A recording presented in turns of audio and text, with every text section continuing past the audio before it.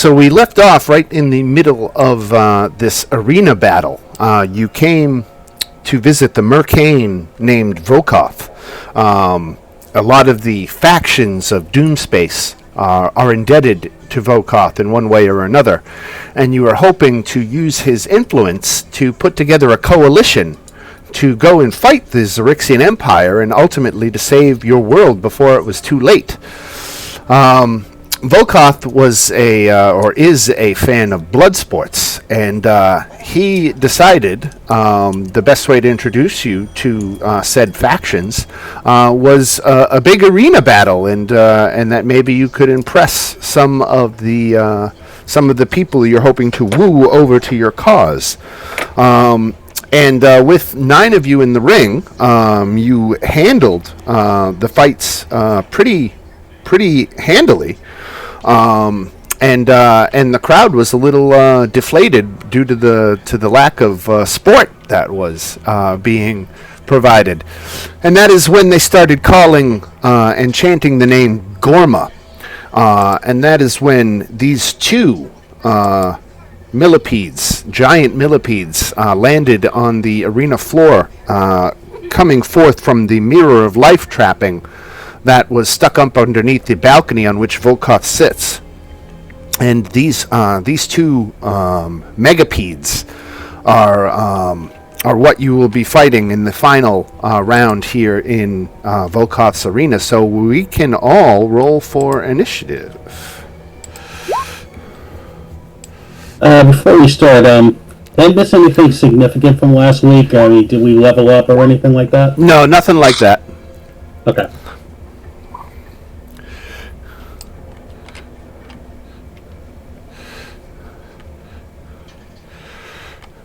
Princess Zadali is sitting up in the box next to Volkoth, so she's not fighting alongside you, but Warwick Blastimov is. The other NPCs that you know of, Topola, Commodore Crux, Garganhale, and those, they're still on the ship that is docked here at Volkoth's moon base.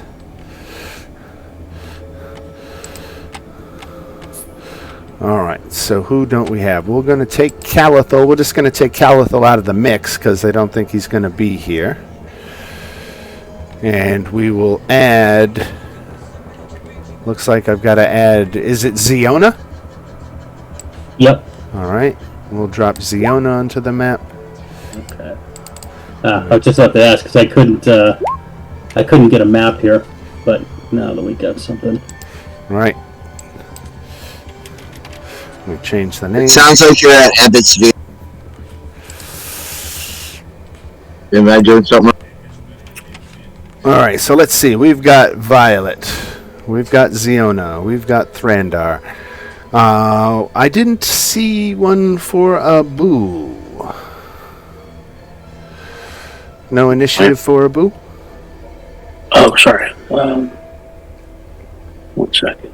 You got it?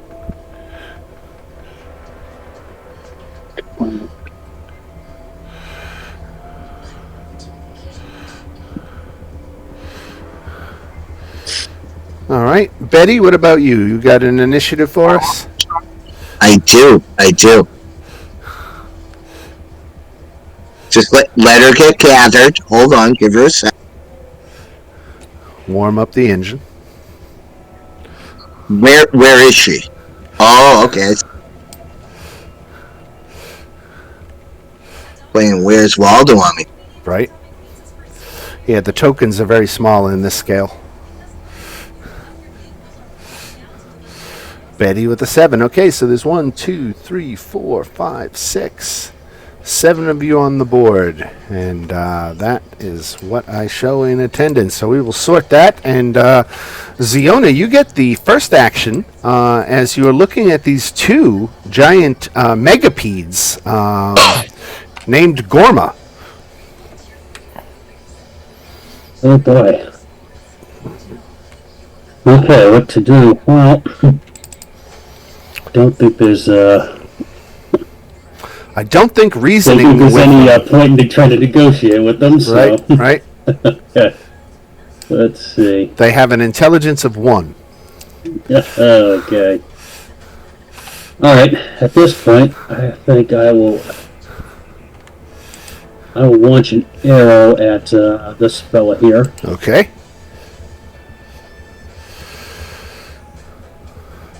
That's a hit, but no one is near him, so the sneak attack doesn't apply, just the 6.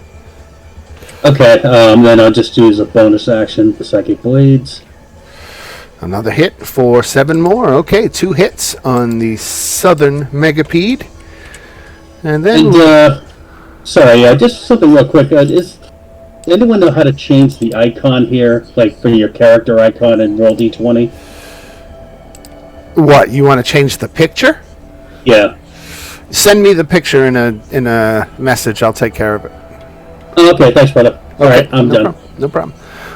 All right, my fair. Okay. Love this. I'm going to use my action to disengage so I don't get attacked running away from this thing. She's gonna hop all the way here, and then as my bonus action, I will attack this creature with my pistol now that I am a safe distance away. All right, 27 hits. No sneak attack, though, just the 9. All right. Is that the only action you get, right? Because you used your bonus already? I technically disengaged and Right. then attacked, so yeah. All righty. Abu.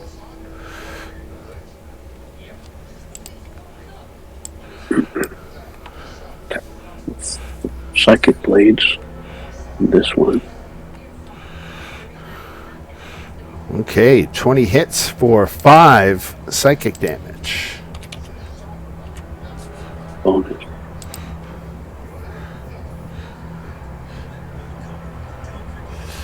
And 10 misses.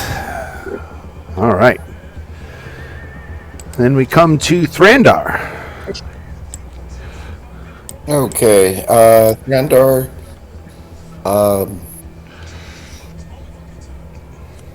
Let's see the distance here.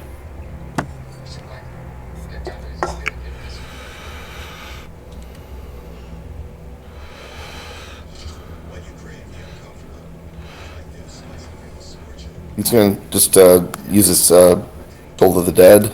Toll the Dead. Okay, that's a wisdom save. He got an 8, so I think he missed. Did any of them catch any damage yet? Or? Yeah, the one on the south. Actually, both of them have been damaged at least a little bit. Okay. But the one in the south is more damaged. Just by a hair. So it's a 2d12. 7 points of necrotic. And checking any bonus actions real quick here. Mm-hmm.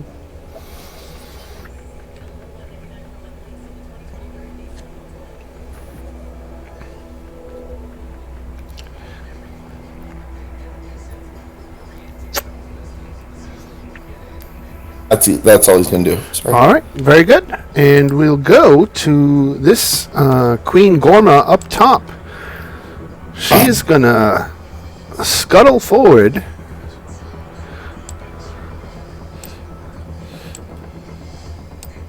But she's going to stay 1 back because she has a reach of 10 feet on her bite.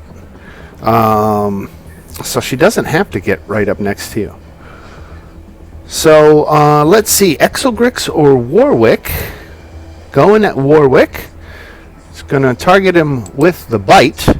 Ooh, and a bad attack roll, 13. I don't think... Oh, does that hit Warwick? Warwick is armor class 12, so a 13 does hit. For 50 points of damage. Ooh.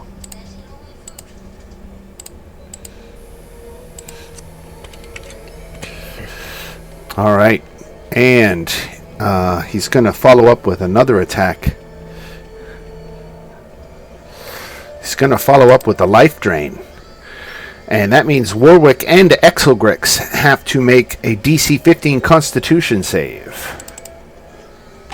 It's Warwick made his, and Exelgrix made his. Okay, so that's 3d10 halved. So let's roll that 3d10. 23 halved is 11. Be a lot worse. Right? Alright, so that is that attack, and now we go to Warwick. Let's see, Warwick, he can make 2 musket attacks or 2 longsword attacks. He's going to go with the longsword. He's going to step in up to the thing. Come on, you. Step up to the thing, and he's going to attack twice with his longsword.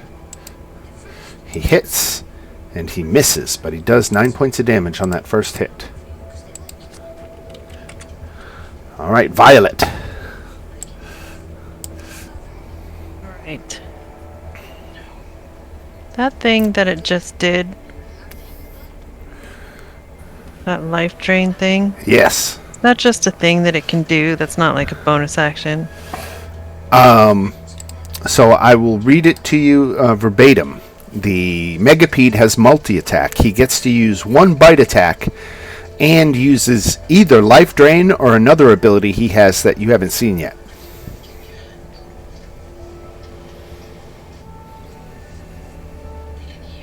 Alright.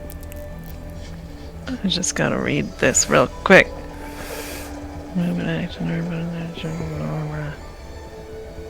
Alright, never mind. That wouldn't work. Okay. Alright. I will cast Hex on this one.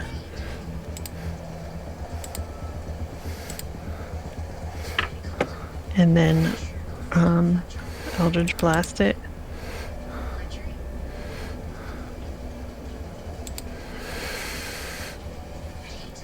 Eldritch Blast. 16 hits for 5 plus the Hex.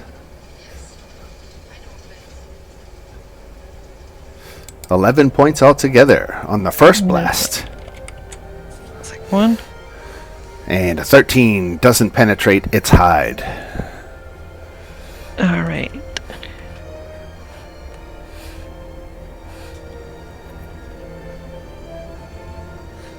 Alright, I'll back up a little bit. Alright, backing up. Stay away from the enemy. And Betty takes the opposite approach. She likes to get up close. You know it.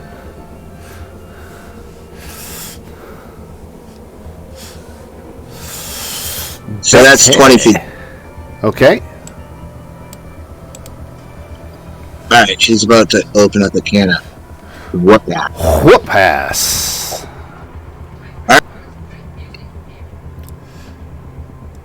So longsword. 23 hits. For 10 points of damage. Or you do two-handed, so 5, right?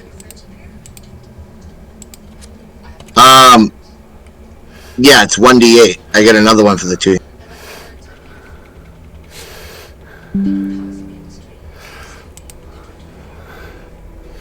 What was wrong? So you get a couple more swings, right? Yes, I do. Here we go. 20 hits. For 12. And you get a bonus action swing. That hits for 8. Not bad. Alright, Exelgrix. Okay, I'm moving just slightly closer to him. And then I am going to thunder step the hell away from there. So that's 90 feet. So let's see how far I can go with 90 feet. Made his con save, so he's going to take half damage on that, right? Yes. 13 thunder. So let's see. Let me make sure I'm not missing anything special here. Constitution saving throw, 3d10 thunder damage. Thunder can be heard from up to 300 feet away. Teleport, yada yada yada. Yeah, okay. That's pretty much it. Alright, very good. Now this queen here is going to, let's see, we've got Alex, who has not joined us yet because he was running late, and we've got Betty. So let's see who it goes to. Going at Betty anyway. All right, so here comes the bite. 19 hits, Betty, for 39 damage.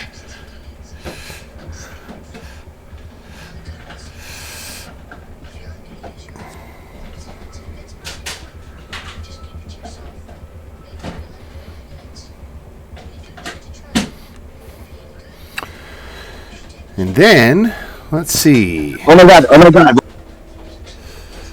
I was going pee. Did I hear Betty took 39 damage? Betty took 39 damage, right? Alright. That was a nightmare. Okay. All right, and this one is going to use the life drain, which is going to affect Alex and Betty. So, Betty, I need you to make a Constitution saving throw. Can I take my 39 damage? Yeah, take the 39 damage first. Thank you. You're so accommodating.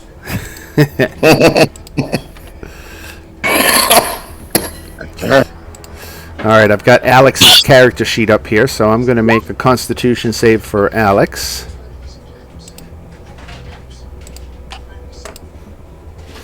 Alex, did it come through?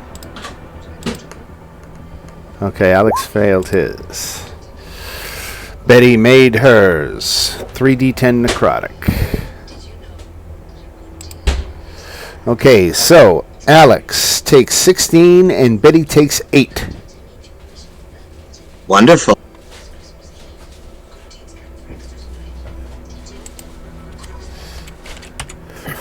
All right. And then we go to Ziona.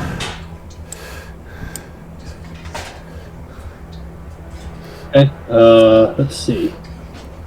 I'll do the same again, attacking the same guy.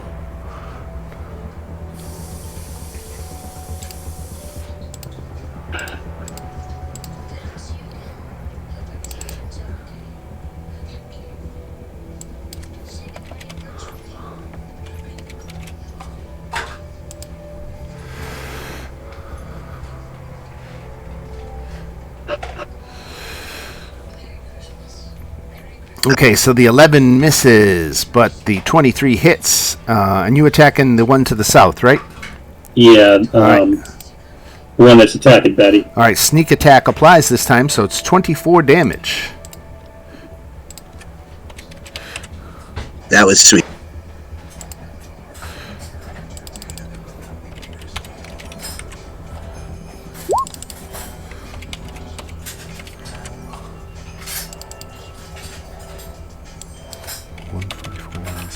Just a little math adjustment here, sorry, and we are at my fair. Okay, I'm still gonna aim at this guy, just because he isn't as damaged, so I might as well just keep chipping away at him. Sure. Take a shot. 20 and hits. I should get sneak attack now. You sure do. 28.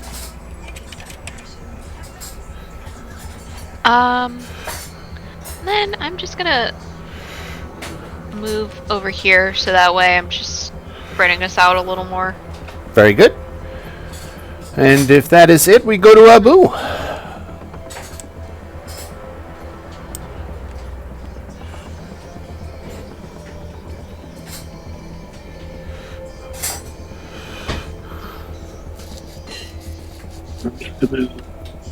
Missed terribly. Ooh, yeah. She's the bonus.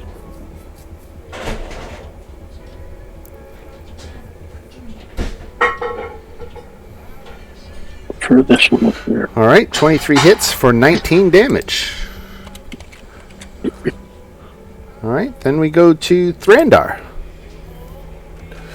Where's Betty standing? I can't see anything except, like, the torch symbols. Here, let me, your vision's on. Yep. Oh, she's right in the thick of it. Okay, Right. Gotcha.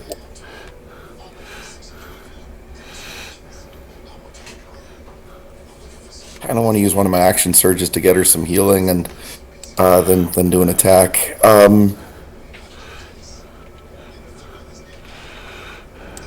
Get over there first, I guess. Is that going to create advantage, though, or an opportunity attack, though, if I go on the other side of this thing? You only provoke an opportunity if you leave a creature's threatened area. Okay. No, you want to go right next to Betty. Betty is, or is that the other one? Never mind. Something like that? No, I have a defensive guy, but it's not Betty. That's Betty, right? Okay. 7 is defensive. Sorry. Just bearing with me, grabbing a spell here. And action surging for an attack after. Action surge. All right.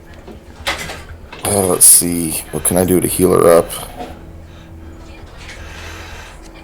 Just excuse me real quick. I'm going to grab another drink. I'll be right back. Sure.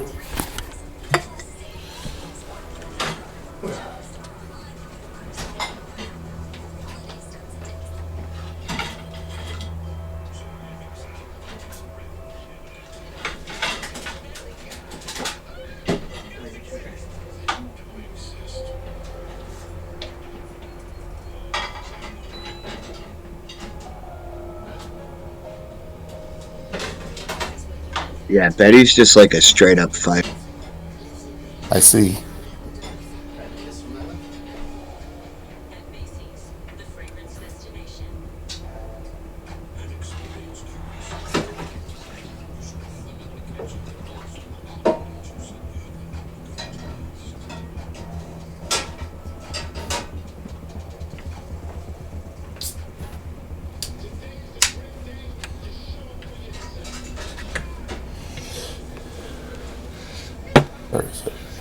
That's what I was looking for. Okay, sorry about that. So what did Thrandar have for Betty?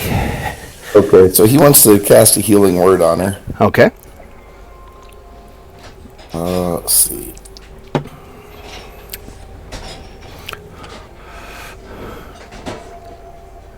Is that all it does? I guess that is all it does. Take.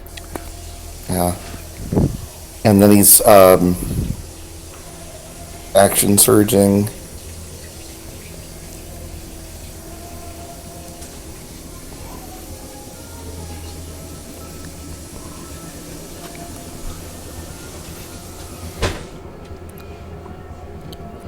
Ooh. Okay, with the Warhammer, one swing. That hits.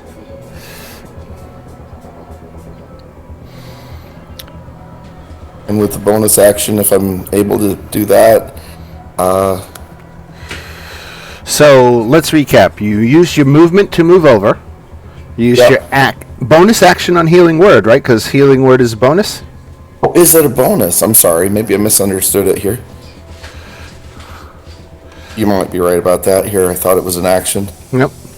Maybe I didn't have to use an action surge then after all. Right. Do you have multi-attack? Do you get, or do you only get one attack on an attack action?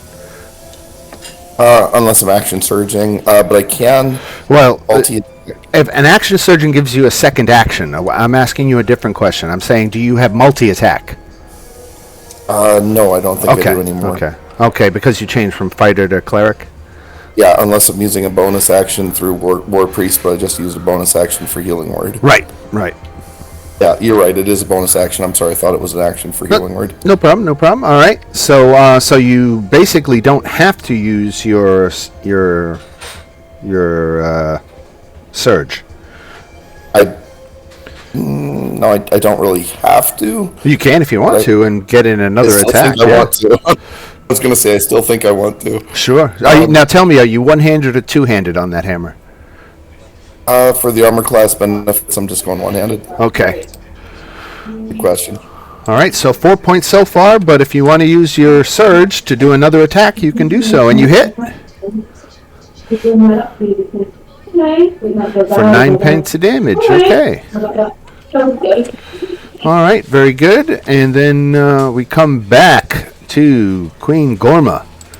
And she is going to wrap her serpentine body all the way around Warwick and come back into this space here. She's going to use her bite on Warwick again. And she's going to hit for 44 points of damage. Warwick goes down. Then Myphea, Abu, and the homunculus, that is Alex's homunculus, all have to make the Constitution save for life drain. That is Abu, Myphea, and I'll roll for the homunculus. Homunculus fails. Abu failed. Everybody fails. Okay, 3d10 necrotic damage. Ooh, wow, bad damage. Only 11 points of damage to each of you.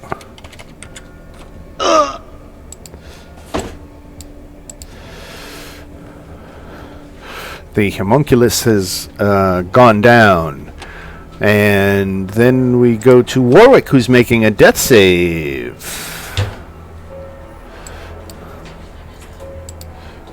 He failed it. He's got one death save.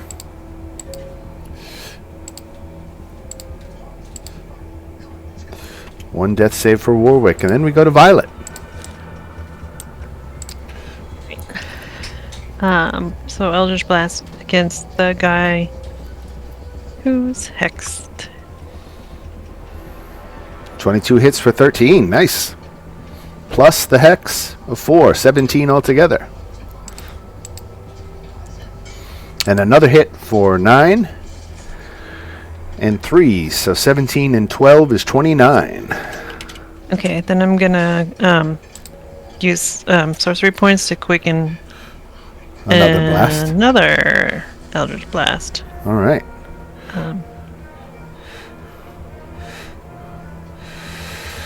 Okay, 14 misses. Okay, so I got one more. 21 hits for 6 plus 2, 8. All right. Betty Nas.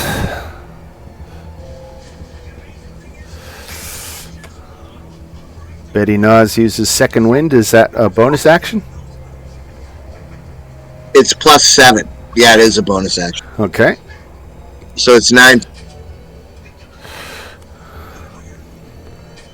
I don't know why it didn't add it in, but it says +7 hit points.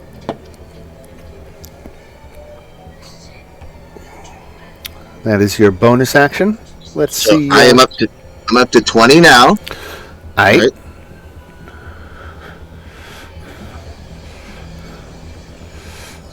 I'm gonna take a swing at him.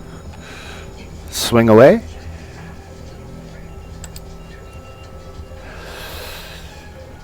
Miss. Miss.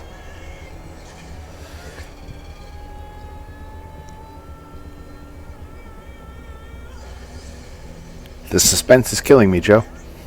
Did it hit? I'm waiting for the third roll to come through. And it missed. 3 swings, 3 misses. Rough turn, Betty. Can I action surge? Yeah, I believe you can action surge at any time. Yeah, right? I'm gonna use. Action surge Does that itself have- isn't a bonus action or anything, right? No.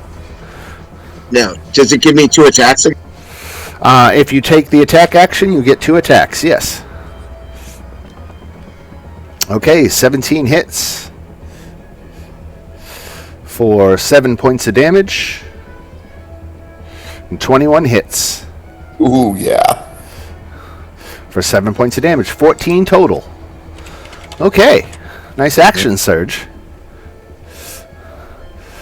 And that's going to be it for Betty, right? Hey, Betty's fighting her heart out. She's a female, superhero. We're going to go to the plasmoid with the plan. Exelgrix. Drop this on the one over here. The north one? With a shatter. Yeah, the north one. All right. 22, so he made his save. 8 points of damage. Yeah, these guys have pretty good save rolls. Yeah, they've been lucky.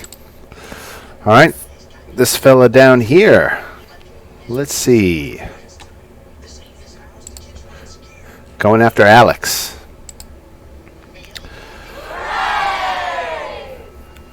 Alex is out of this fight. Jesus. 50 and 51. Damn. 101 points of damage. I've got to look at this for instant death because he's at 25 and his max hit points is 73. Uh-oh. So we said, how much was it when it was all said and done? 100 and 101. So, or 101. Yeah, 101. 25 minus 101 is 76. And he's got a max of 73. Alex just died. We can't kill him if he's not here. Yeah, you gotta give him that one. We'll just do a GNP if he doesn't know. All right, He we're gonna give him 0 hit points with 2 death saves. So we'll give you a At least chance. give him a chance. It'll give you a chance to save him. So he's no longer concentrating on whatever he was concentrating on. Whatever he was concentrating on is not anymore, and let's give him 2 death saves.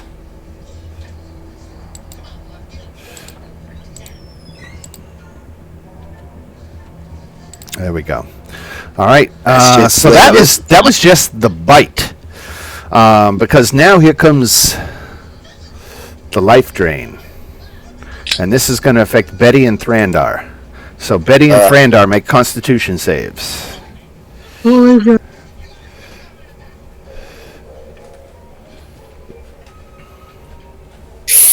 Yikes. All right. 3d10. 21 points of damage to Thrandar and 10 points of damage to Betty. I feel fine. Ziona.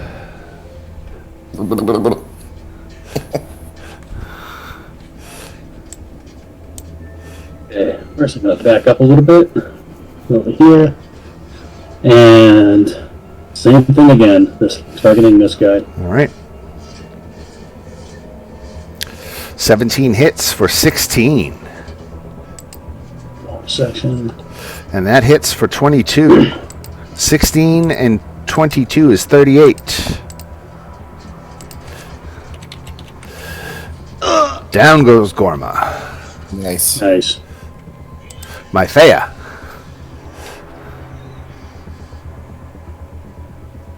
Okay, so I'm gonna disengage Okay. and get pretty much as far away as possible as I can get. Okay, that... Okay. I'm gonna take a shot. Wow. Yep. Not quite. Alrighty. Well, they can't always be hits. That's right. Betty's gonna pretend she wasn't watching. Abu.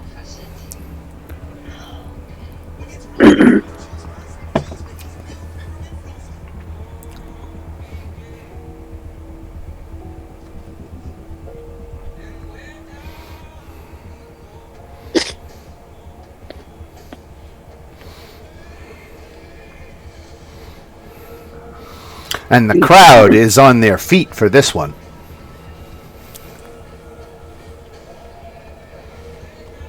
Is a sneak attack apply or no? Or is it? Nobody adjacent to him, so I'm going to say no. Yeah. 6. Well, that would have been nice if it was, Right. but I'm sorry, how many feet across are these squares?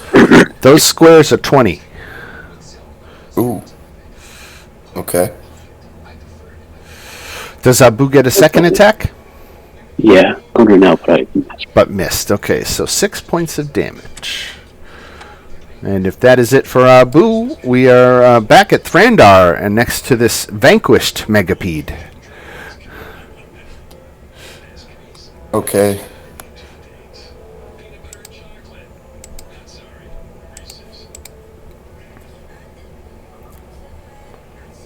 It's a bonus action to Misty Step. But he can't cast 2 spells in a row, right? Okay. Misty Step is a bonus action spell, right? So that's not going to Yes. affect... So you could initiative use your wounds? action to do a cantrip if you wanted to. Cantrip, I got you. Right. The cantrip, I think, would hit there anyway. So... He's going to... I'm just going to hit him with Guiding Bolt, I think, is what I'm going to do. All right. Yeah, that sounds best. Guiding Bolt comes in and hits for 18 points of damage. What the hell happened here? Did I screw up? Yep, no. What's wrong? The hit point total for this guy got screwy, so I'm going to have to put it back to what I remember best, because I can't rewind to see what his actual hit point total is. So we're going to put him where I think he belongs. Or was it higher than that? Let's say it was 89. I think it was about 89. All right, so the 15 hits, high level cast, 18 radiant damage. And the next person to attack has advantage on that attack. Now the queen is going to get to go. She's got nobody around her. She's feeling very lonely. And she can move. She's quick. And her twisting body... 5, 10, 15, 20, 25, 30, 35, 40. Makes it that far. I believe that puts her within 15 feet. I think Ziona and Violet are out of the way, but Abu, Exelgrix, and Myphea, you'll all be in danger. But first, we have to see who she's biting. And she's biting Exelgrix. Uh-oh. 19 hit. Oh, yeah. For 47 damage. I've never seen a cricket bite like. All right. Now, Myphea and Abu make Constitution saves. All right, one success, one failure. The success takes 11 points of damage, and the failure takes 22. I was about to say, wait, no, that is the wrong thing. I have Uncanny Dodge, so I believe I don't take any damage. Right? That sounds right. Oh, wait, I have Uncanny Dodge, too. You have to use a reaction to do it, though? Or... Yeah. Right. And I haven't used my reaction. No, so. you have not. Nope. So, that's the time to do so, if any. Right. All right, Queen Gorma comes in and bites and does the life drain, and we go to poor Warwick, who's making a successful death save, and then we go to Violet.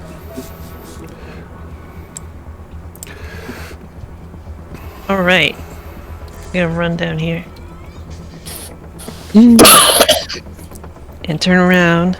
I think I'm not gonna move my hex at this point Why not? because I want to try to kill him. Okay. Going to do other things. Okay. Okay.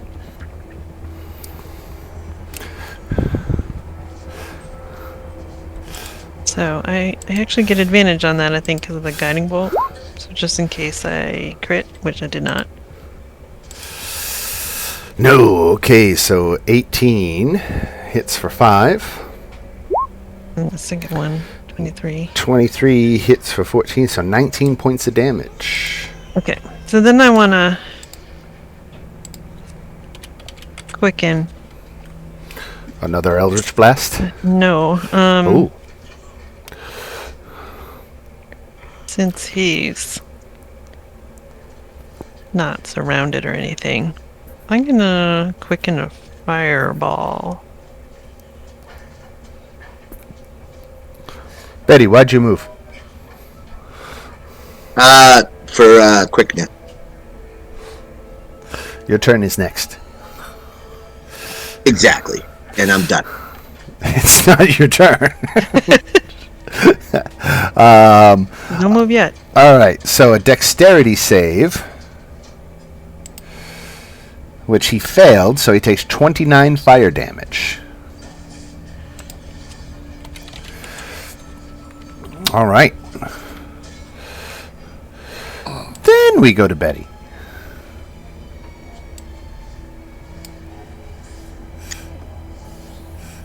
Where you going, Betty? Weren't you over here? You started here. Yeah. Okay. So 5, 10, 15, 20, 25, 30. I could move further, but I can go here.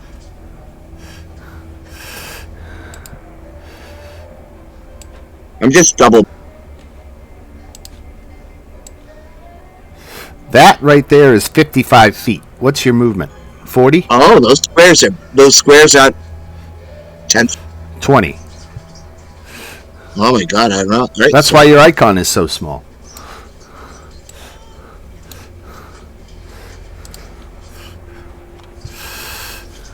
How about that? That works. That works. Hello. Hey, how are you? We just killed you. Right.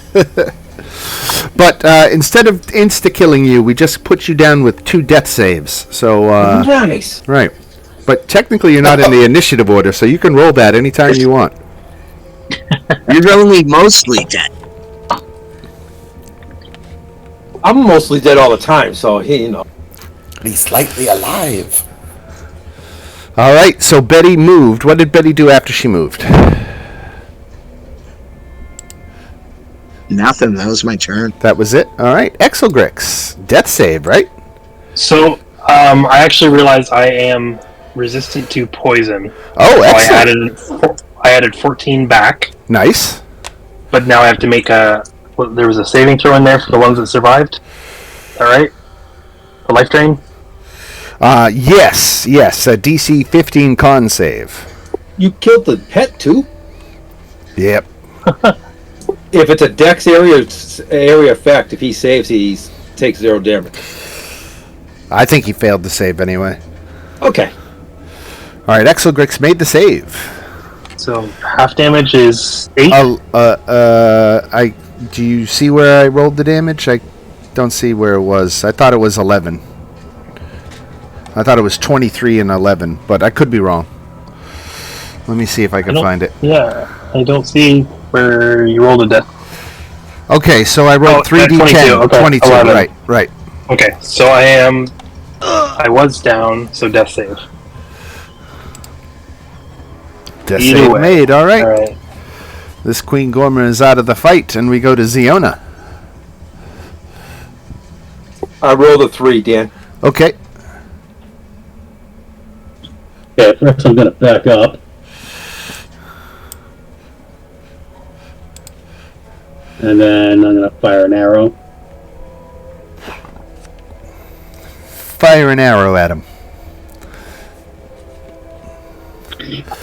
21 hits. Sneak attack does not apply. There's no one next to him. So only 6 points of damage. And 9 more.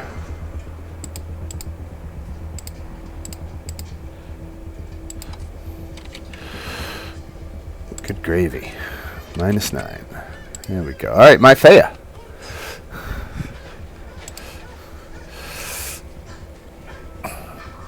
Okay. I'm gonna move over here and just gonna take another pistol shot. 27 hits for 7 damage. I think I also get sneak attack because of Exelgrix. Exelgrix was down, I thought. Oh. Yeah. Okay, you are. I'm sorry. It's so hard to see it that small. Yeah, I know. This map makes it tough. Your goo is red, so now I see it.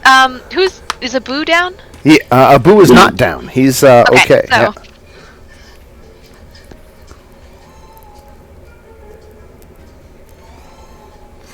My Faya hits for 7, and then... Is that it? You just got the one shot, right? Yeah, I only have... So, Abu isn't in range for the sneak attack? No, he's got 5 foot of space between him and the monster. Okay, I see. Yeah. It has to be right next to. I thought it was Right. within. Right. Okay. Yeah. Yeah, that'll be... you know what? Just wait. I'm sorry. I'm just Okay. gonna add my whales from the grave, because at this point... Sure, my why last not? one, but Right? yeah, it's gonna be bad damage. It's not like 3 hit points ever made a difference. So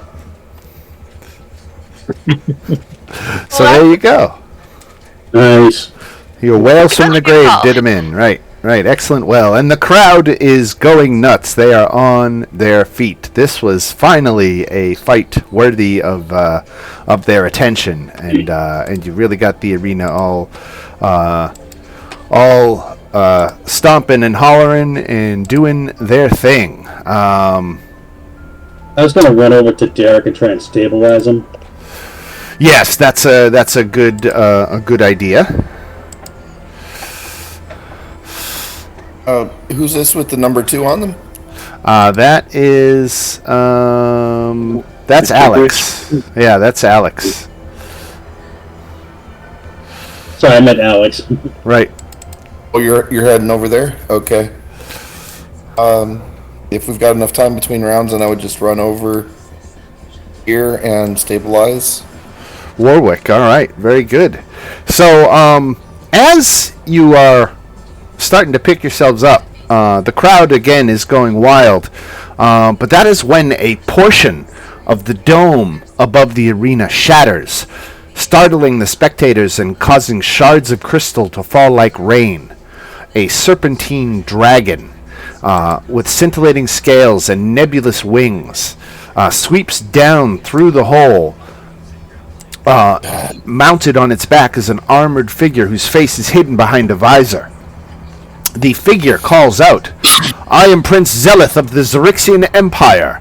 I've come for my sister Zidali. Surrender her to me or be annihilated." I think she's in the stands. Holy crap. Yes, she is. She is in the stands. And this is where we begin Chapter 9. To this point, our heroes, to build a coalition against the Xerixian Empire, the characters came to terms with a mercane named Vokoth and fought monsters for his amusement. At the end of the final battle, Prince Zeleth of the Xerixian Empire appeared on a dragon, determined to take Princess Zidali into his clutches. The session opens with Zeleth mounted on his dragon, demanding the return of his sister.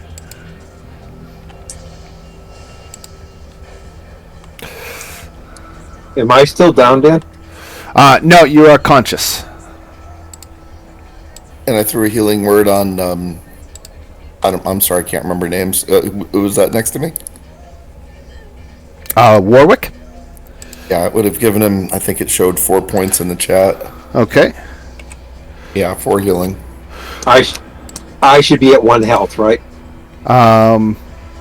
Did you receive a healing spell, or are you at 0?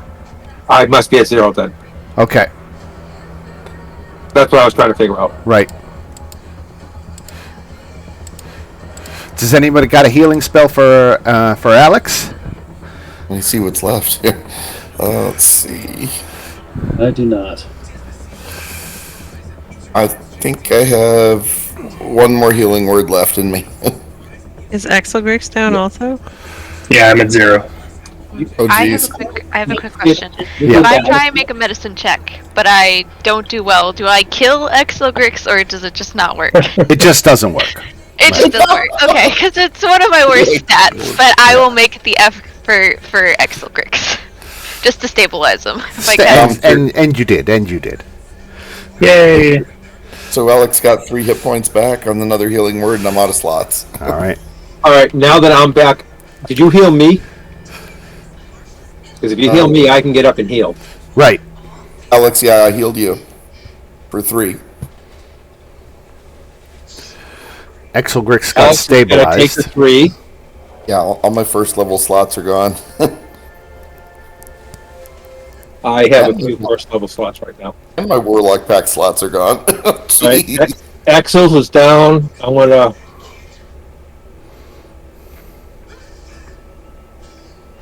On to Exel. Cool, thank you.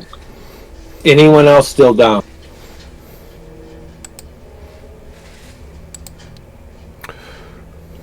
I think that's everybody. I think that indicator could be taken off if he's up, right? Oh, yes. In that case, I'm going to heal. I'm going to do one more healing on myself. All right. So But Zealous, we won the tournament. Right? you did, but Zealith has crashed your celebration party, and he's demanding the return of his sister, Princess Zadali. Princess Zadali right now is sitting up on the in the private box with Vokoth. She was observing the battle in the arena as his guest. They didn't get along great earlier, did they? This is like forcibly picking her up. I mean, Right. she's not like... Oh. Dan, can I see where she's at? Yeah, you can see her up there. He starts if he starts moving towards her, I'm gonna Misty step in front of her. So in other words, I'm readying that action. Okay, that balcony is like 50 feet up off of the arena floor. Oh, it's that high. Oh, Yeah, I thought it was just slightly. It's All a right. while. Like the walls just around this balcony area, that's 30 feet. So a Misty Step could get you up more, but this thing is 20 feet higher than that. So I'd have to burn both my Misty Steps to get to her. Then go up to the first wall and then to the second wall. Yeah, it sounds like What you if- could do it in 2 steps. What if I disguise self and say, over here, and like it look like her? Well, you could you could try that, certainly. Right now, you are in the middle of a large crowd, and this dragon has come in and landed on the arena floor. Let me see if... Yes, so here is the dragon.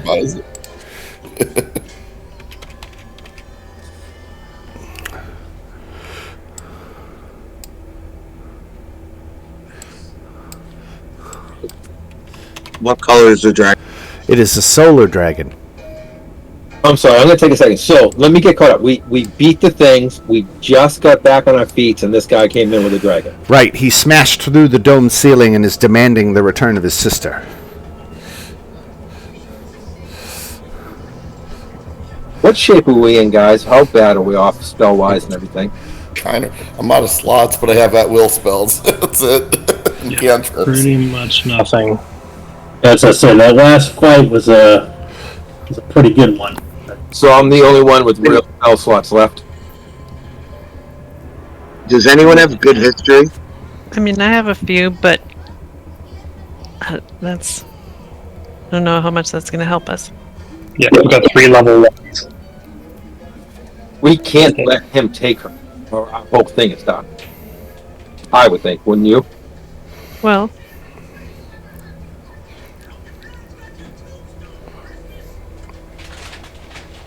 Oh, I'm not asking your opinion. Because So, Zelith calls out, "Our father is dead. When I become emperor, I want my sister present at my coronation." And Zadali then stands up, and she speaks. "Not everyone in the Xerixian Empire supports Zelith's claim to the throne. He needs me to legitimize it and prevent any unrest that might otherwise occur. No matter. I see that I have no choice but to return home with my brother." And with that, she steps back away from the balcony, and Vokoth accompanies her. And a few minutes later, a door opens onto the arena area, and Princess Zadali walks out into the arena. I looked at her and said, "What about our deal?"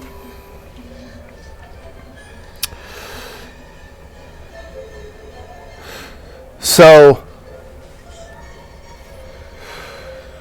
as Princess Zadali chatters on about her brother and the illegitimacy of his claim,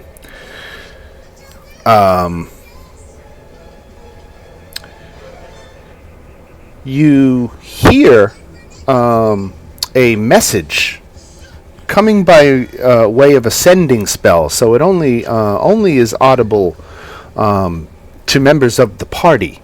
And you hear Zadali's voice say, "You'll need my ring to save your world. I've dropped it here in the sand, and you can see right at your feet that there is a ring that Zadali had been wearing that is now in the sand at your feet. Keep the ring safe, and I'll be waiting for you in Xerxes space." And with that, the message disappears or ends, and Princess Zadali continues walking toward her brother.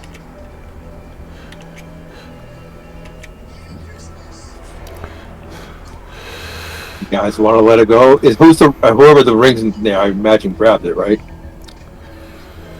It's in the sandy floor at your feet. It's free to grab at any time. I'll just pick it up for now, and then we'll decide who carries it later. All right. You guys want to let her go? I don't know I if mean, we I have think a a lot choice. of us are still really badly hurt. I don't think we can take. Yeah, I a was gonna say, I'm not sure we're really in any condition to take on a fight like this. I will say, like, I just only stabilized Exelgrix. I don't think he can take any more hits. I gave him some health. Yeah, I got a And, little. this is a question for Alex. Is there anything you have as an artificer that could track her?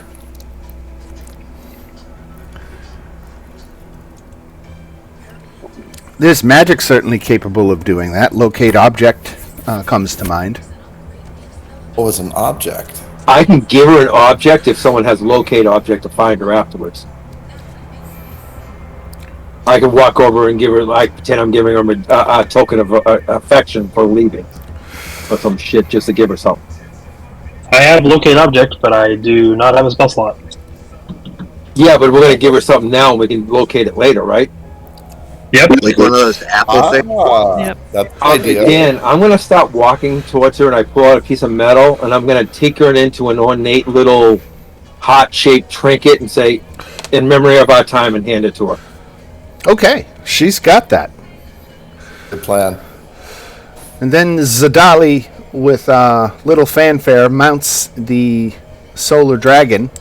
And the dragon turns around and flies back up through the hole in the ceiling. You can see out in the space around Volkoth's base is flooded with star moths. The base is completely surrounded. So there was no getting out of this. The Xerixian Empire was not going to take no for an answer when it came to getting Zadali back. So you did the right thing in not fighting and living to fight another day, because this was impossible odds. So don't feel too bad about letting her go. You really did not have a choice in in that question about whether she was staying or going. Not with the kind of forces that were amassed against you. But now you are still here in Volkoth's base, and Warwick says, the princess is no matter. We still need the coalition. It's more important than ever. We have to work with the factions of Doomspace and get this coalition formed so that we can save not only your world but more worlds to come. Who was saying that? I'm sorry. Warwick Blastomoff, the Okay. GIF, right. So, Volkoth, for one, is very perturbed that the Xerixian Empire is now, giving him grief. And he, for one, is kind of pissed at you for bringing them here the way he sees it. And so he's not feeling all that charitable towards you. I look at Volkoff and I said, dude, we were just trying to get people to help us to stop this type of things. If you don't like it, why don't you help us? Together we can get them. He says, it's up to you to talk with the factions to get them on your side. He says if you can get 4 factions of the 5 to join you, that he will get the Mercanes to send some ships and some crews. But if you can't convince 4 of the factions to join you, you're not worth his time. Can I tell him if the majority of them will join us, that you will too? Yes. Okay. So there is 5 factions right now. The humans, the Aarakocras, the Thrycreans, the Surans, and the Artuks. You might remember the Artuks. You went to their planet and killed a couple of their holy men. So they're kind of pissy with you right now. So they actually have a hostile relationship with you. Is that the plant ones? Right. The Thrycreen and Surans, which are the lizard men, they are indifferent to you. But the humans and Aarakocras, they are acting certainly more friendly to you. They liked your performance in the arena, or either that, or they ally with your cause. Let's go to the Human to Arachrid. So Betty says she read. So there's a way to form a coalition to convince a faction to join the coalition. One of the characters, one of you, must make a case to the faction's representative and succeed on a charisma check using either deception, intimidation, or persuasion as befits the approach. Another character can use the help action to grant advantage on the check, but only if that character makes a meaningful contribution to the conversation. The difficulty of the check depends on the faction's attitude towards you, whether it's hostile, indifferent, or friendly. And the DC being 20, 15, or 10 correspondingly. So you've got the humans and Aarakocras on your side. So to convince them, those 2 to join you, hopefully should be pretty straightforward and easy. You just have to make a little... make your case, either deception, intimidation, or persuasion, and then make the appropriate level check. So how do you want to handle, these factions? Some of them are friendly, some of them are indifferent, and one of them is just outright hostile to you. There's things you can do to improve your relationship with the people who are indifferent or hostile to you, perhaps offering gifts or things like that. But this is this negotiation is where we find ourselves right now. Will offering not to kill them help? I would call that intimidation. I'm not very good at intimidating people, but I'm pretty good at lying. So is there something that we can say, like there's a ton of like gold and riches in it for them if they help us or something? And maybe give them like a little bit of gold to say, here's just the start of it to maybe improve our relationship? Sure. Now, do you want to take that approach with somebody who's friendly to you already, to someone who's indifferent or hostile? So when you say like a member of our party has to talk to them, does that mean like a member of a party can only talk to one group? Nope. You can talk to as many as you like. Who's the face of the party? I'm zeros across the board. Yeah. So if we convince or lie, I mean like persuade or lie, I have a +7. I'm not as good at intimidation. Oh, so you're charismatic. So Yes. I will say my Fea has a +8 to deception. Ooh. It's very, like, a lot of It's people up look to you at her and guys. think, oh, she's Go a on. cute little bunny, like, that was kind of the idea. You know? So you 2 should do the talking and one should assist the other. As what I'm gathering. And I do think that like bribes and riches, like if we're good at lying, because we're not really going to give them much. But if we give them a little and say, "There's a lot more where that came from," Are we going into a that different should work on like everybody, right? I got a really wild idea, guys. Are we going into a different solar system to fight this day? Yes, you are currently in Doom Space, and you would be looking to take the Coalition to the Astral Elf home space called Zerixis Space. Isn't there a black hole eating this universe we're in? Yes, Doom Space has a black hole instead of a sun at the center of it. How about we say we'll find you a planet in the new universe or cosmos or whatever to be safe in instead of being in this dangerous one as part of the deal? Sure, we can promise them anything because we're lying. I know, but I'm just saying that was the backstory on it. We'll find them a whole new safe world. Does anyone have anything? Could do a good backup. We could always lie and say that we heard that, like, the Zerixis Empire, once the brother's in charge, is gonna, like, try and take over everything. Like, he's not happy with just a few worlds, he wants everything. We can maybe lie that way, and that might get people, I mean, honestly, we could just say all these things, right? Or we've got, 20 ships lined up ready to bring you down at a moment's notice, intimidation. Or maybe I'm not as good at that.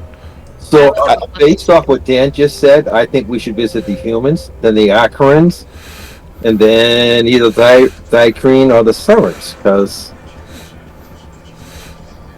Yeah, start with the easiest. And should we give them something to, like...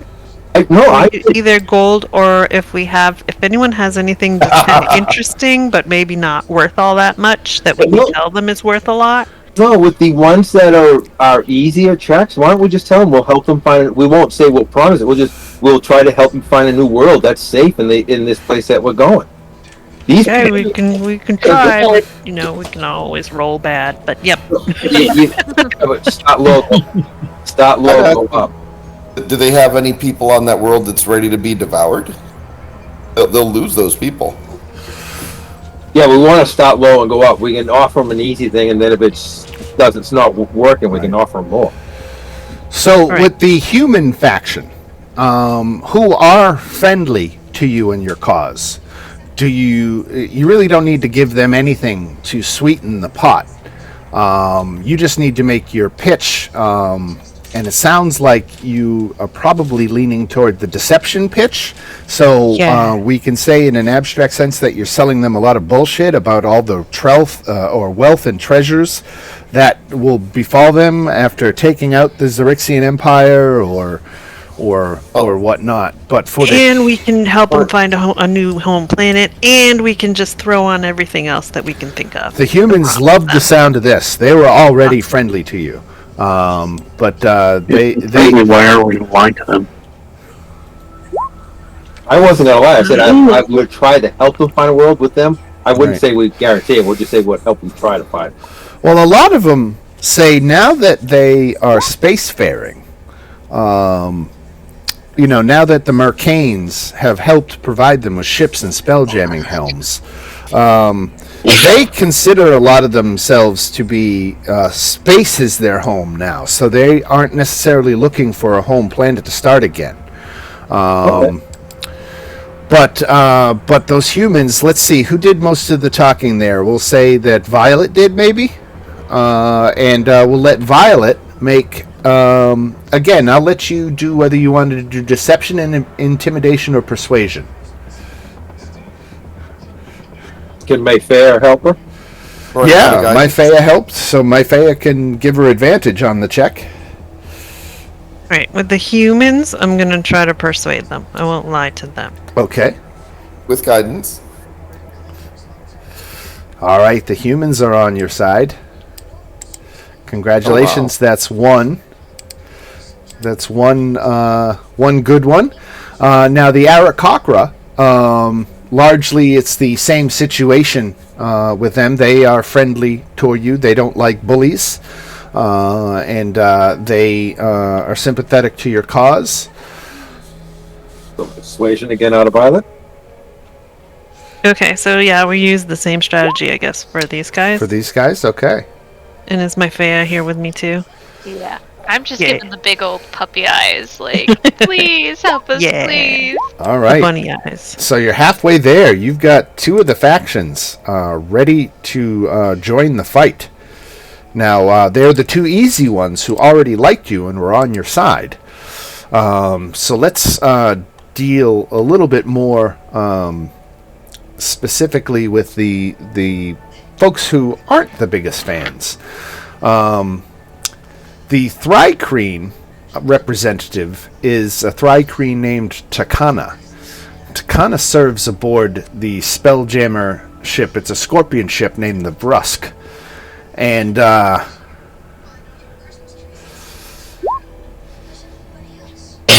she says, why should we risk our necks in your fight? We're perfectly fine here, and going and getting killed by a bunch of astral elves doesn't sound like our idea of a good time. Maybe is this my Faye's turn? Yeah. I'm going to lie my ass off, and I'm just going to be like, I'm just going question about this race. Are they, like, very prideful, or is it just like, do I know anything about their race? They're insectoid. They're largely kind of alien. It's hard to read them because they, of course, don't have mammalian-type features, being insectoid. So it's really hard to get a gauge on what motivates them. Okay, that does not help. I will, like, basically imply that, they came after our planet. Who's not to say that they're not going to go after more? I mean, you saw how bold he was coming in here. I wouldn't be surprised if he, became obsessed with the idea of conquering everything. I mean, who's to say that the Astral Elves are the best around? Right. Well, I'm hoping to. And also, don't forget to mention that Bark himself will help us if the majority will help us. Yeah, I I'll will mention also that to as part of my giving advantage. Takana listens to what you have to say, and she says she still doesn't know. She doesn't know if this is just not going to be a suicide mission. But they have needs, and the fact is, if you can supply them with their needs, they'll be a little bit more apt to go with you. And what are their needs? They say that they need, they would accept as a suitable gift, a spell jamming helm, as a good example if you had one to spare, or 30 days of rations. So you're telling me they're motivated by food. Right. And shelter. And the spell jamming helm. Okay. We don't have a spare spell jamming helm that I know of. No, you each ship that you've had has had one, and the derelict ships you've come across, you didn't retrieve the spell jamming ships from them either, so I don't think you have any spares, no. And we wouldn't have stripped it off the exploded ship because it blew up before we had a chance. Right. Sorry. Okay, I mean, I have 5 rations in my bag. I think if everyone pitches in rations, I think we can meet that 30 quota. Yeah, I have rations. Betty will join in on that. All right, if you can come up with 30 days worth of food, Don't we have that on the ship? you should.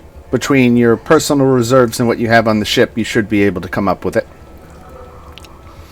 And Alright, so we'll give them food. that will change them from indifferent to friendly. So that makes them a DC 10? That's right. So now you can make your persuasion checks against a DC 10 instead of a DC 15. I thought this was a deception. Oh, a deception. I'm sorry. Still, you make it against the DC 10 instead of DC Right. 15. Right. All right. So the Thrycreen are on board. You've got 3 out of 5. You just need one more before Volkoth will commit his ships to the fight. So do we want to go for the hottest next, or do you want to go for the next easiest? Let's do the next easiest. Next easiest, yeah. I don't want to take that risk. They don't like us, and for good reason. So the Suran representative is named Zothes. The Suran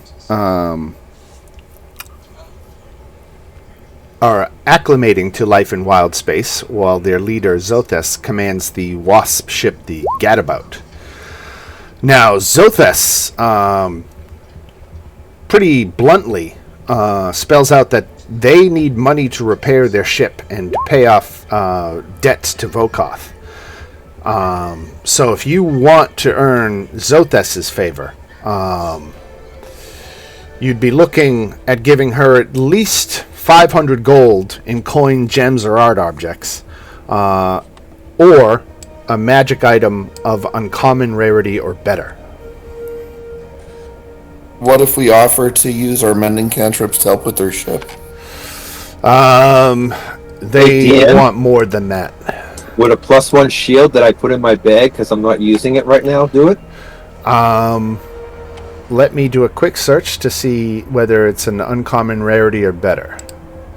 +1 shield, right? Yes.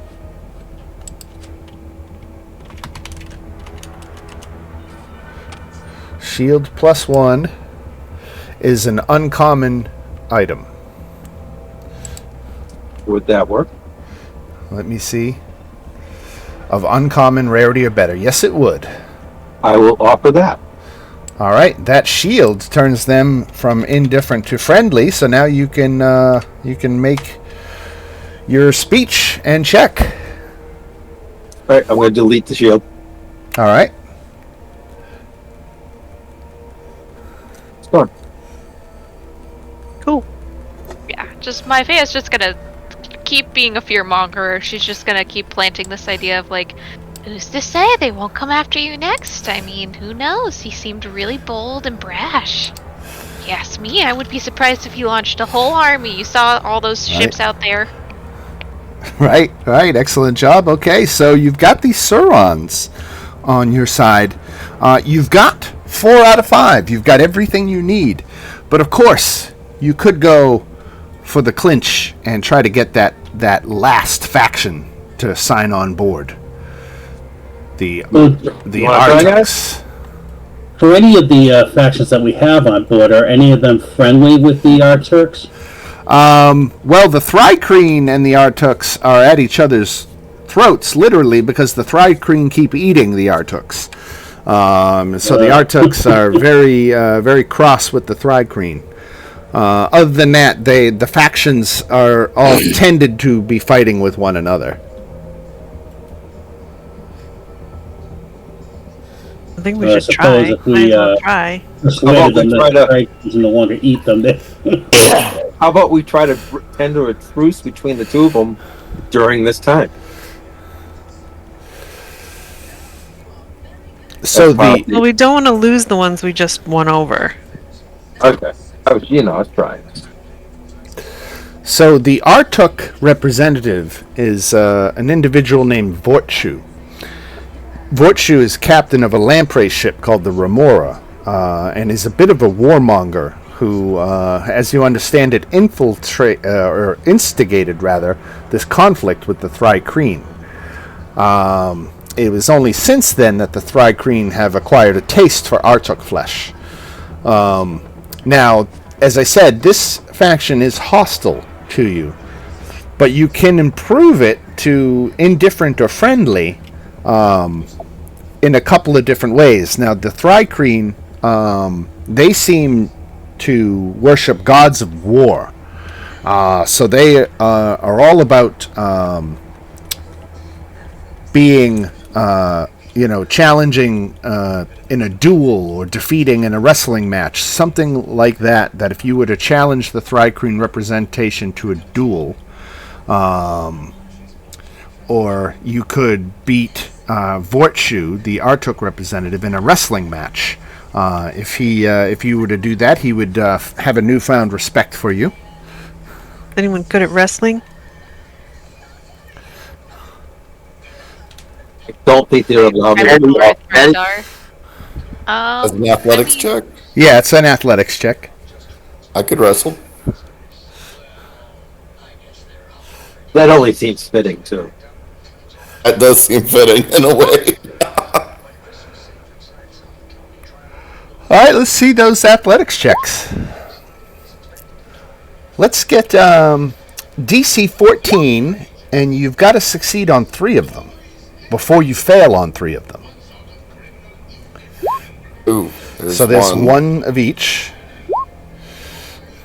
Just Thrandar on this one. So Thrandar has 2 successes and 1 failure. 2 failures, 2 successes. All right. Here we go. All right. Excellent. You beat Vortshu in a wrestling match. And he now has a begrudging respect for you. You've changed them from hostile to indifferent. So now they're at DC 15. Right. Yeah. Can we improve it any further?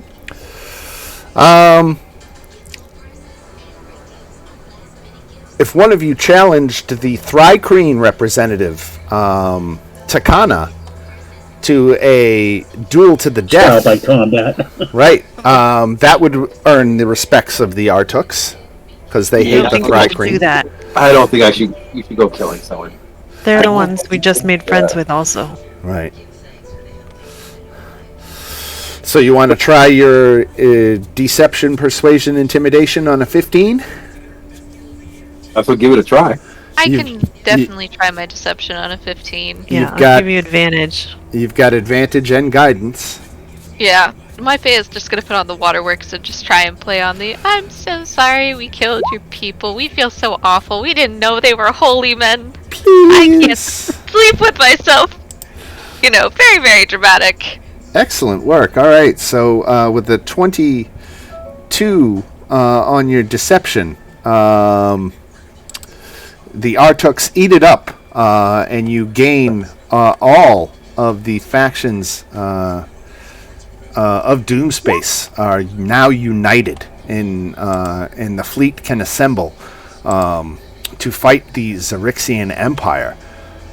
So each faction that joins the coalition brings a certain number of ships that is summarized here below, and you got at least 4 of the factions. You got all 5.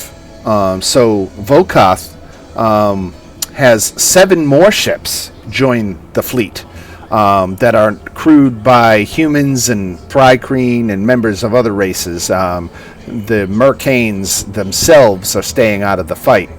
But he's lending certain resources to the fight. So here's a summary of your fleet. The Arakocra are bringing in 5 Shrike ships. The Artuks are bringing in 5 Lamprey ships. The humans have 3 Space Galleons. The Mercanes have 2 Hammerhead ships and 5 Squid ships. The Sauron have 6 Wasp ships, and the Thrycreen have 4 Scorpion ships. Let's do some quick math here. That's 5, 10... 3 and 7 is 20, 30 ships? Is that 5. 5, 10, 13, 15, 20, 26, 30. Oh, okay. 30 ships. So you've got yourself a proper coalition going together. So Vokoth, again, has decided your cause is worth supporting, and he telepathically reached out to some of his Mercane allies who sent additional ships. These ships it takes 10 days for everybody to come together and for the fleet to assemble, so you certainly all have long rested by this point.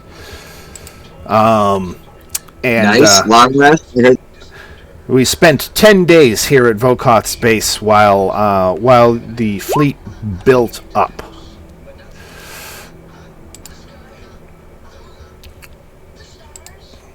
Let's go, guys. This is early.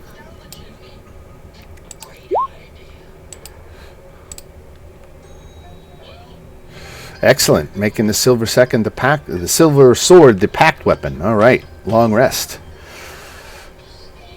So, you guys could be on any one of these ships, so I don't want to necessarily make the assumption that you go back to the second wind. But I want to keep the second wind of that flagship, don't you guys?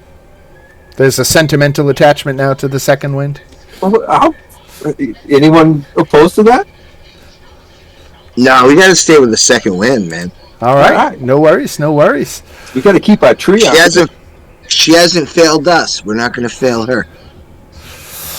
So eventually, you move on, and the fleet leaves Doom Space and crosses back over into the silvery fog of the astral sea.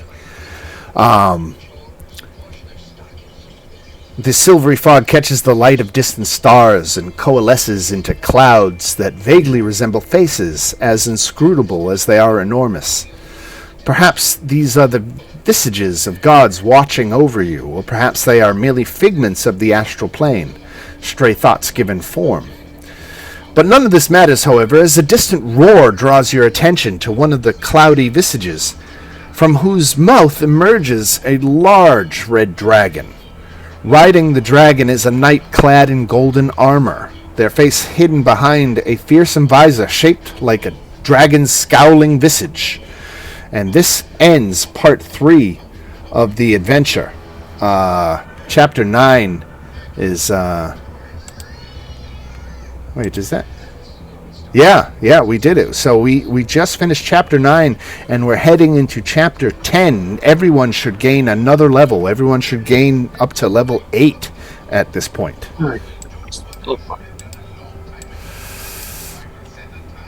And you've got a red dragon with a knight clad in golden armor swooping down to meet you. Yeah, this is our last level, right? This is level 8, right?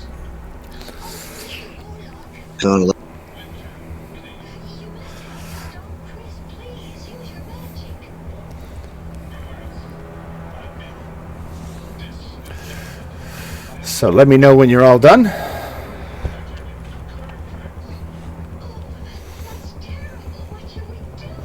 Level 8 is a big level. Those even-numbered levels always give you good choices.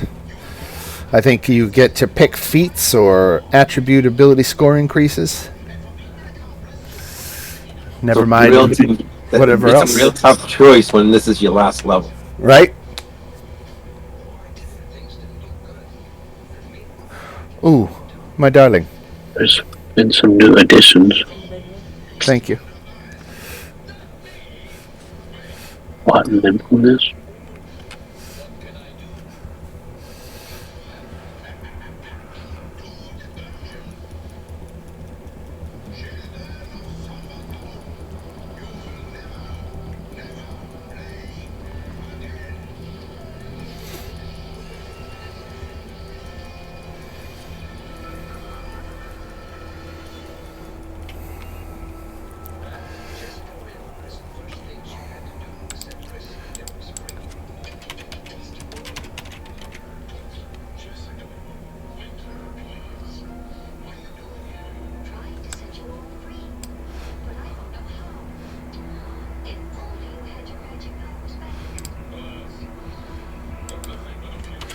All right, everybody all done? Almost. Okay, still got people working.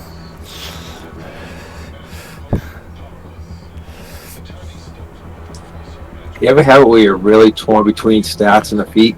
Oh yeah, because some of those feats are awesome. But so is like going and getting a +3 where you had a +2, you know? Going for a +7 to +8 to hit and everything. Picked up meta magic feat to be able to twin or cast a distant spell. And if I really need to, I suppose I could even use a sorcery point to create another spell slot at first level, or 2 sorcery points for second level. That distance spell meta magic could be really useful in Spelljammer with some of the distances between ships at the start of fights, you know? That's what I'm thinking. double your range. That could come in handy. On a 120 to 240? Yay. Yep. Or taking your cause sphere to a 16 save. Or even casting inflict wounds at 30 feet away. Right. All right, I'm all set. No touch, right?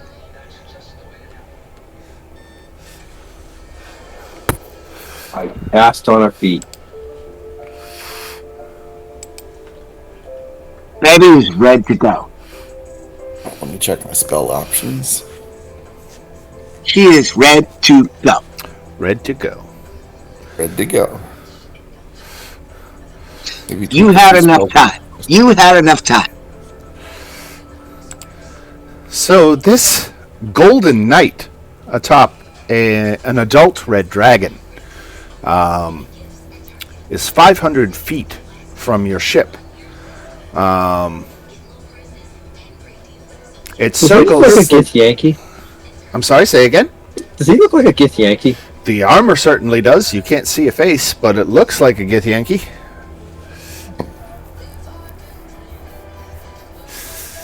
The dragon and rider circle the ship, seemingly looking for a spot to land.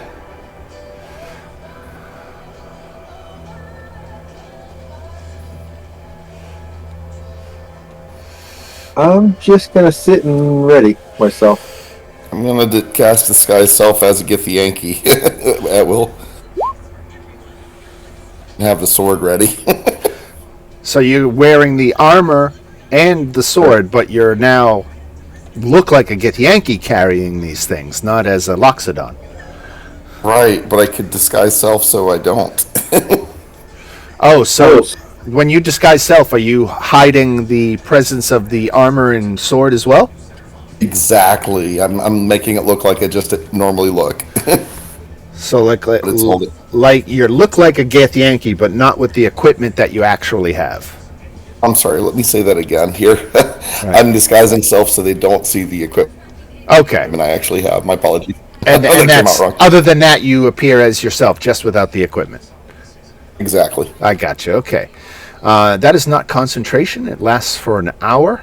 Does she get any to discern that you are disguised? The creature can use its action to inspect your appearance. I must make an intelligence investigation check against your spell DC, just so I can know what that is. Intelligence DC. I'm sorry, spell DC is a 13. 13, okay.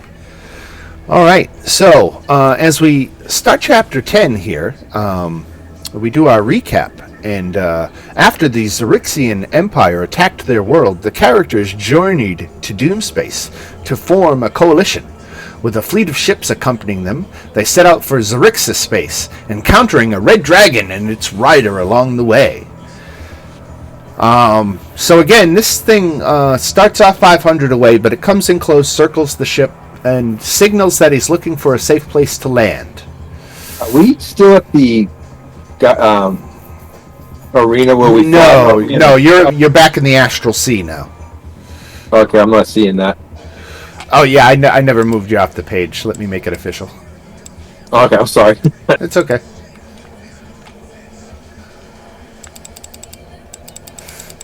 Let me see, where the hell are you? Alright, so yeah, we got everybody over here. Oops, I just moved the damn ship.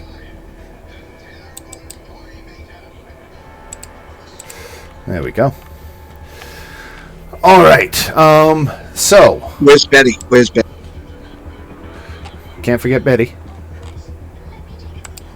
Oh, yeah, the head of the ship. Oh, Perfect. there's Betty. Alright, excellent. So this red dragon lands on the ship. Now, let me see. Do I have... She's just a Gith Yankee knight. So let me get a knight.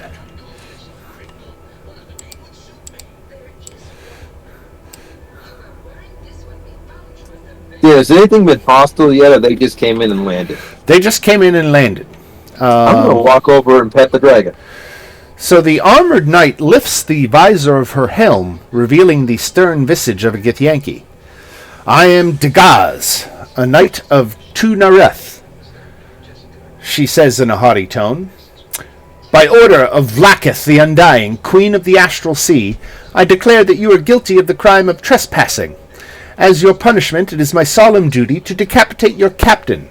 So which one of you dung-eaters commands this barge?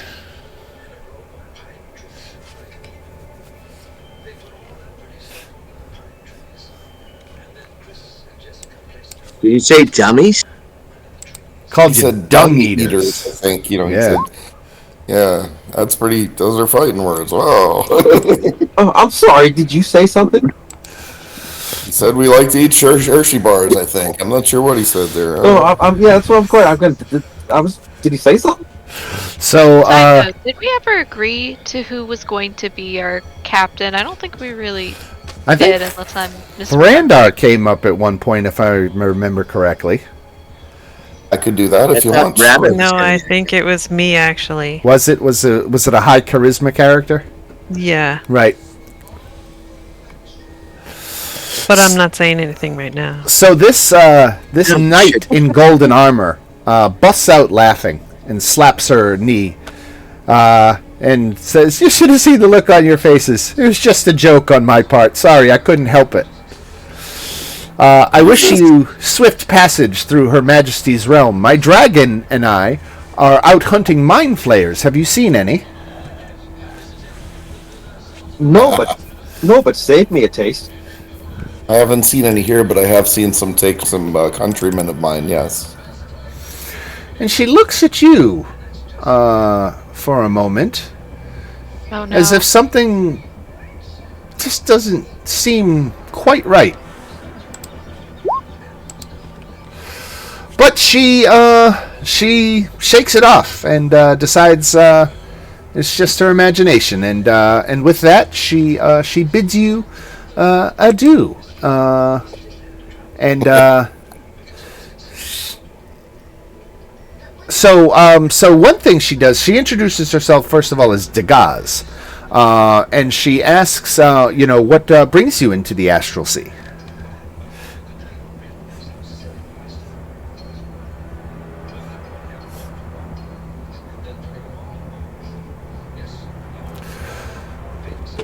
You and this large fleet of ships.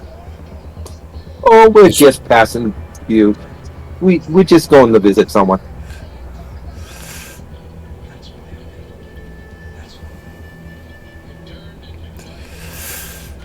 Do you want to elaborate on that point? You're being a little vague. Can't remember the dude's name, to be honest. I just say we're heading to. I can't remember the guy's name at the moment because he's attacked our homeworld and we're going to stop him. Oh, Zelith and the Xerixian Empire. Yes, couldn't remember those names. We've had our run-ins with them as well. Dagaz then turns around and reaches into one of the pockets on her belt and pulls out a vial and tosses it to you, Alex, since you're the one who spoke up. She says, "Take this and give the Xerixian Empire my regards." And with that, she mounts on her dragon and flies away. Thank you. And I have.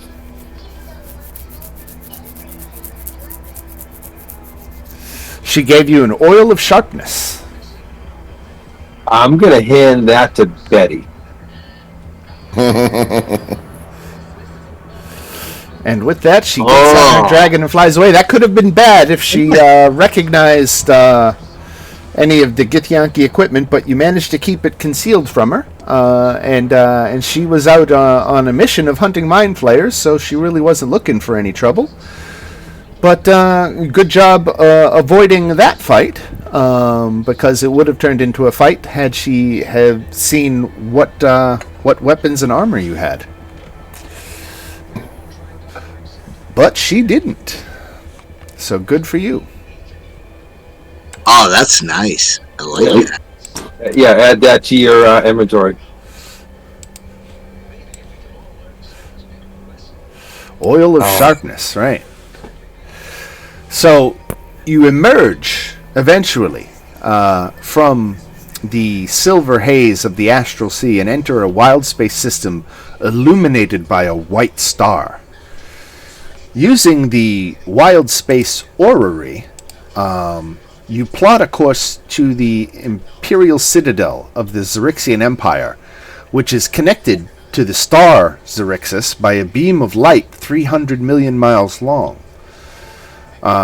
You right now are 100 million miles, 1 day's travel, from the imperial citadel. And let me give you, because you have the orrery, let me give you a map of Xerixis space. Is this... Dan, do we know what we're up against fleet-wise?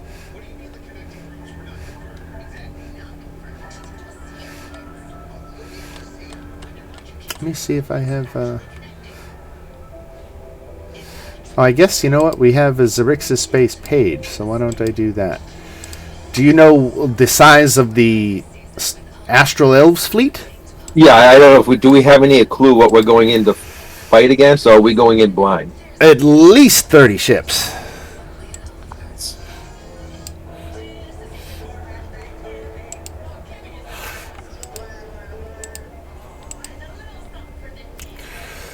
So the Imperial Citadel is, as you can see from this map of Xerixis space, the Citadel is further away from the sun than the other orbiting planets. So it's only a day from your current position to the Imperial Citadel, which was where no doubt Zelith has taken Zadali, and where you might engage the Astral fleet on their home turf.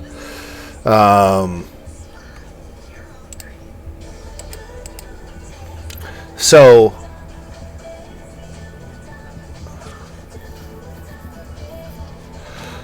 let's see. So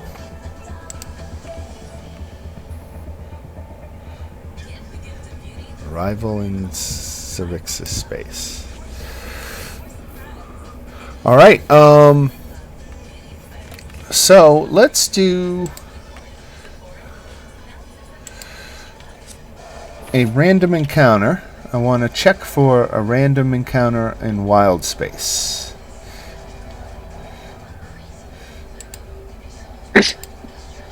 Hey, we're going to see that girl. What did we ever do with the ring? Yeah, you've got it in your pocket, but you would have had plenty of time to identify and work with it. So I will give you that. It was a ring of shooting stars. Let me get that up so you can see what that does. For some reason that sounds like a violent thing. Right, it's a ring of shooting stars.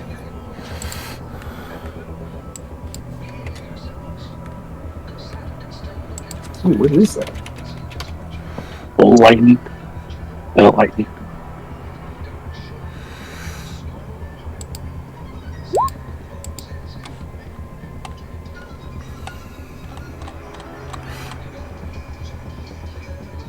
Ooh.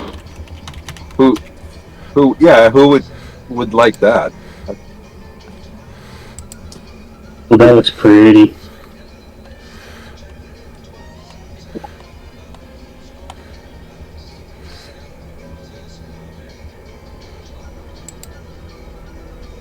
Can any class use it? I don't know.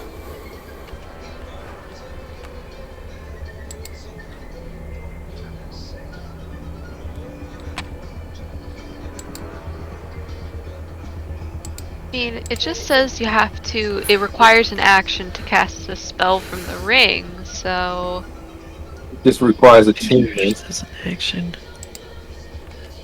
Do we want to give it? If we can give it to anyone, do we want to give it to someone who like doesn't have anything ranged? Because this you can cast at 120 feet.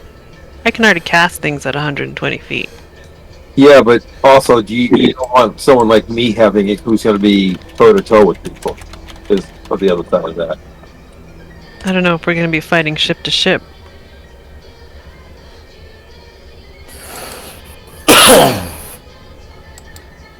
Nobody else wants it, I'll take it.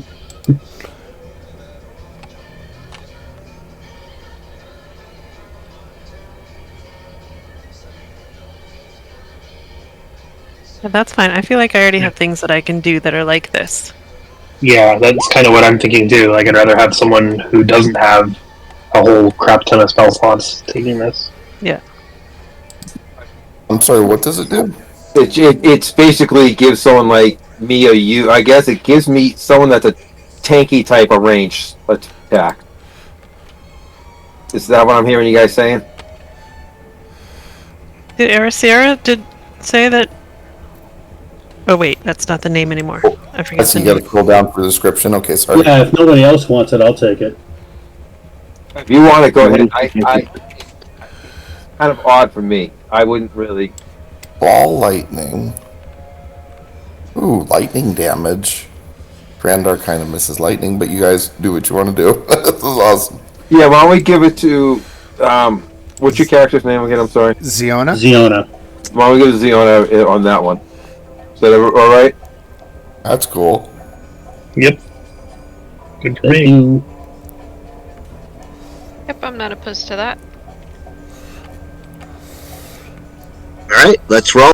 All right. So with that worked out, you again are in wild space. You're closer to the Citadel. It is only a day's travel away if that's where you want to go, but that is certainly your intended destination.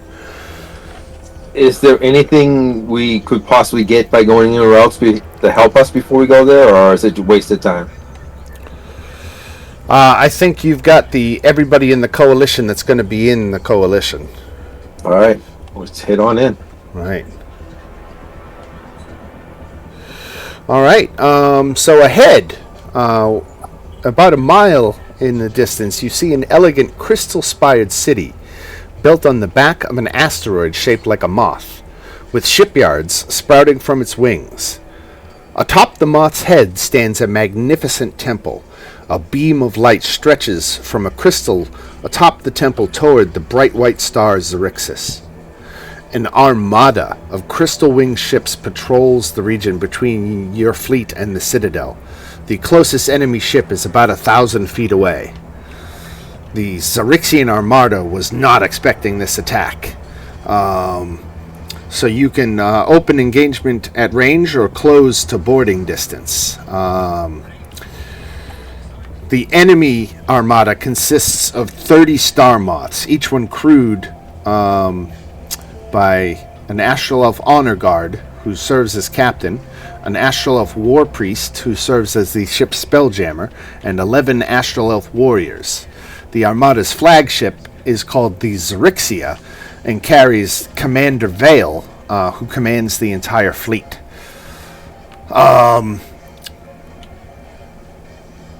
When the two fleets meet in battle, the Xerexia singles out the second wind and is coming to engage that ship above the others. The Xerexia and the second wind are 1,000 feet apart to start this encounter. Given the number of ships and combatants on both sides, it's kind of impractical to track everybody's movement. So we're going to narrow the focus of this massive conflict to just your ship and the Xerexia.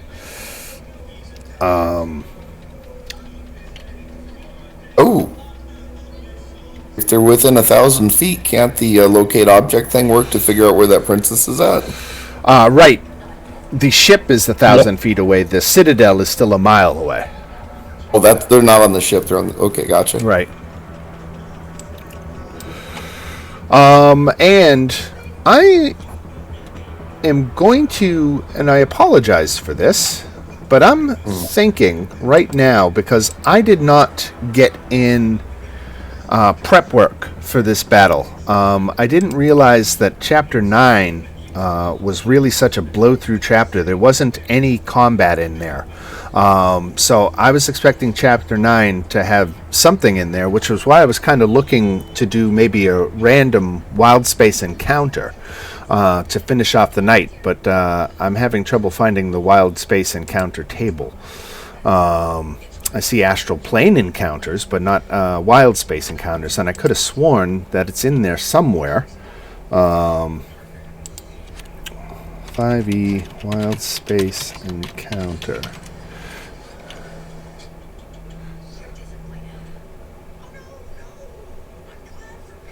Yeah, I just don't know where it is. So I'm going to call the session a little early tonight, and I won't charge anybody for tonight because we only played 2 hours instead of the prescribed 3.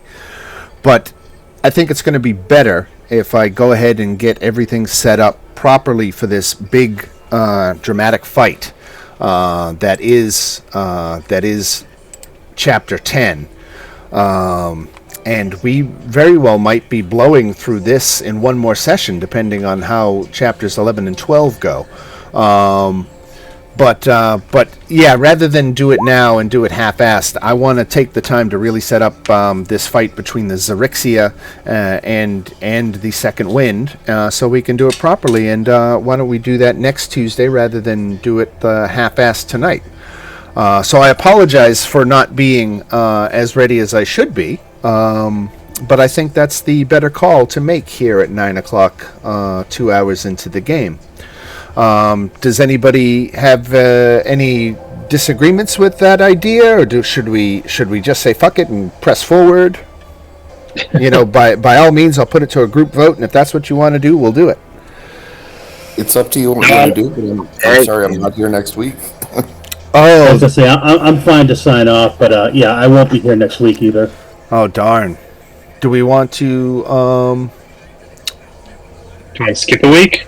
Do we want to? Sure. Is everybody? I mean, if it's potentially the finale, maybe we should.